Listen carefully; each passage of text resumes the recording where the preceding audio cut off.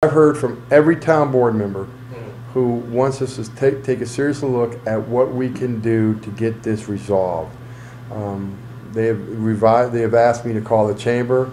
I have had several businesses in town contact me about taking over the Fall Festival, putting it on their property and running it, or what can we do to make sure that is at least some type of event goes on this year. Now, in doing my homework, I've contacted a member of the Fall Festival Committee, and I've talked to them as to how many committee members or how many vendors they have. They've advised me they only have 30 vendors as of right now. The event is 6 to 8 weeks away, and you can't run an event with only 30 vendors. The security is an issue because I understand the Sheriff's Department has put out a billing to pave for $25,000 to run because they don't have the money in their overtime budget to suffice running a type of event like this. And I know in the past when the town has ran it, we have never gotten a bill because we are another local entity and they usually don't charge other local entities, and the reason why they're charging PAVE is because it's a private entity. They've mentioned several things in here that they've contacted several local businesses and asked for support. Now, I've talked to 4 major businesses here in Pahrump yet today. I had lunch with one. I've been on the phone with others. No one has advised that they've gotten any contact from PAVE to try and help to run this through the last 10 months. Since the last festival was over in October to this day today, no one's been contacted by PAVE to run or assist in the process of helping them put together.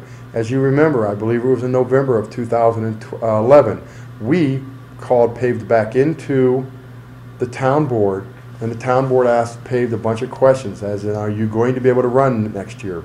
We had a lot of complaints, and as the town manager and working at the Rotary booth, I fielded 7 complaints. Every time I got a complaint, I forwarded it to Paula Glidden, and I give that complainant her personal cell phone number. A lot of vendors were unhappy with last year. That's why we had them on the agenda. Several town board members wanted to possibly take it back. At that time, PAVE came and said that they can handle it, they're going to do it. We heard from citizens saying, step back, we don't want local government control, we don't want intervention from the government, continue to let PAVE do it. The town board says, fine, we're not going to take it back. In right, we had no reality to take it back because they're running the Fair and Festival now.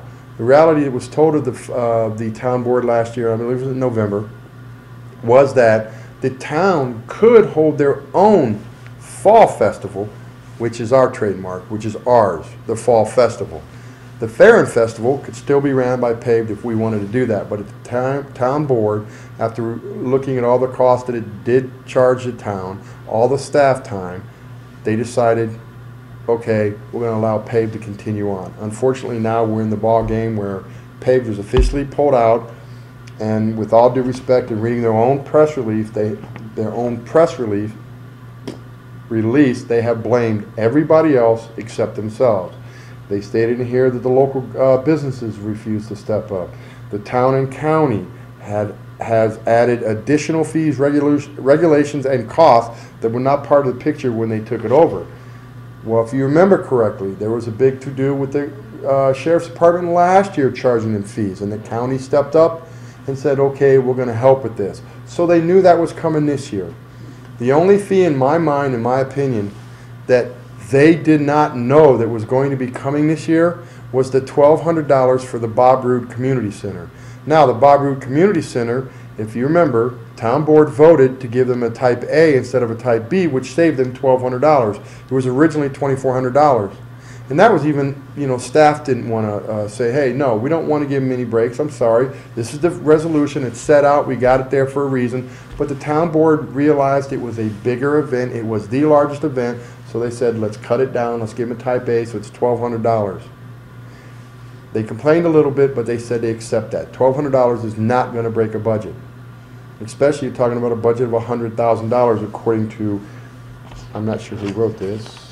It just says the horse is dead. I guess PAVE wrote this, Paula Glidden and the powers to be and PAVE. They also went in and said that the Mountains of paperwork, I believe is what they stated in here, was called, the sheer volume of paperwork that the vendors have to fill out. If you remember correctly, the town just redid our business licensing. It is extremely easy now for vendors to get a license. There is no mountain of paperwork, there is no sheer volume of paperwork, and we worked with everybody last year. And that's why we redid our business license, to make it much easier. So to blame the town for that, I'm sorry, that's misinformation. It needs to be corrected. They talked about security. Well, again, they knew that that was coming. Last year, the Sheriff's Department stepped up and said, hey, you're a private entity. The town no longer sponsors this. We're going to charge you. As right they should. It's a huge event that takes in a lot of sheriff's deputies' time. That's a huge overtime budget for Sheriff DeMayo. He did the right thing. He charged him. And then at that time, the county commission stepped up and I believe either gave them a grant or wrote off that charge. I can't remember specifically what they did. But again, the county commission, they did the right thing. The town, if you remember correctly, came up with $3,500 to give them for the parade. But they ultimately didn't need that $3,500, so the town did not give it to them. And last year in November, I think we're pretty sure it was November, PAVE sat in front of the town board and all the citizens and said they made $12,000 on this. If you look at it, last year's was $100,000 and they made $12,000 off of that. This year's cost is $125,000, so they're only $12,000 in the hole. If you read this whole thing, it sounds like they're $125,000 in the hole. It doesn't make financial sense to what they put in their press release. Now, what is the town going to do about this? We would do whatever the five around the table want us to do, because that's what staff does. Every town board member has contacted me today. Mr. Darby, Dr. Waters, Mrs. Parker, and Mr. Calkin, all wanting to know what it is we can do. And I've advised them, you have 6 weeks before this event is supposed to be on. You have only 30 vendors from what I've been told. And I'll give them the benefit of the doubt, maybe they have 50. That's still not enough vendors to put on the type of show that everybody is used to.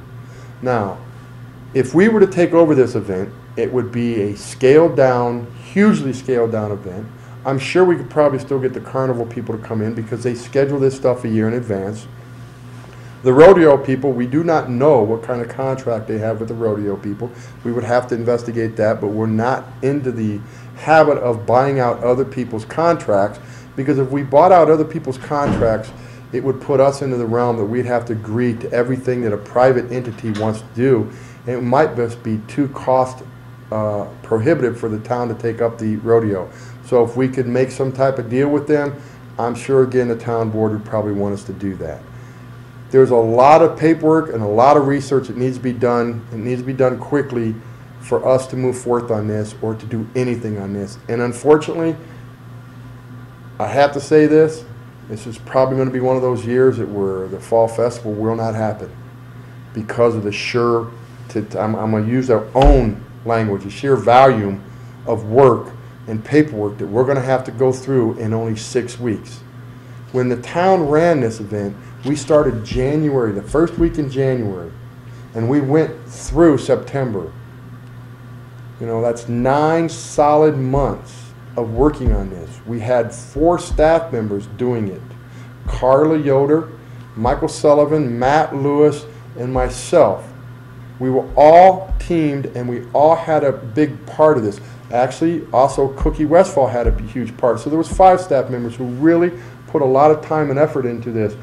And the one thing that we did right is we had a lot of advisory boards that sat under that. We had 27 to 50 volunteers at any given time that helped put this together for 9 months.